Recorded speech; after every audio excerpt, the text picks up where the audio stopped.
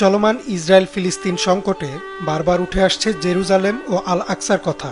রাসূলুল্লাহ সাল্লাল্লাহু আলাইহি ওয়াসাল্লাম আল আকসা নিয়ে যে ভবিষ্যৎবাণী করেছেন তা ধীরে ধীরে সত্য হচ্ছে।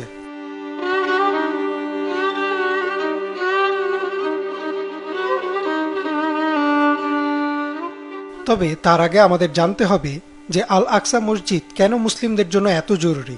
এই পৃথিবীর বুকে আল্লাহর জন্য নির্মিত দ্বিতীয় মসজিদটি হচ্ছে আল আকসা।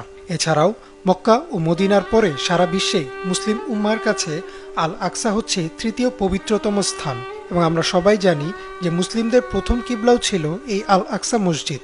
শুধু তাই না, আল্লাহ নির্দিষ্টভাবে কোরআনে এই মসজিদের কথা বলেছেন।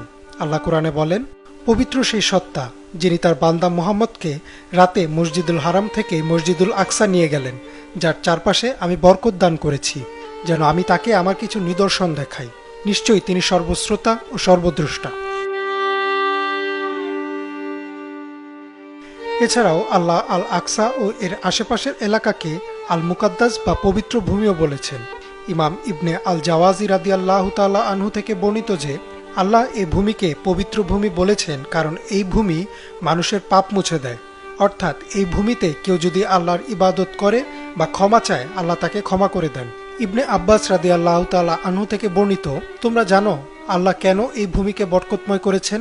কারণ জেরুজালেমে 1 ইঞ্চি পরিমাণ জায়গা অবশিষ্ট নেই যেখানে ফেরেশতারা ইবাদত করছে না, এবং 1 ইঞ্চি পরিমাণে জায়গা অবশিষ্ট নেই যেখানে আল্লাহর একজন নবী বা রাসূলের পা পড়েনি।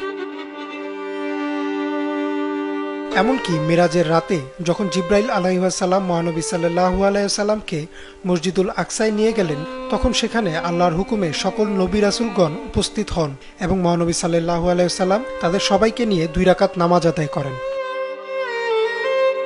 তবে মহানবী সাল্লাল্লাহু আলাইহি ওয়াসাল্লাম বলেন, এমন এক সময় আসবে যখন ঈমানদারদের মসজিদুল আকসা থেকে বের করে দেওয়া হবে।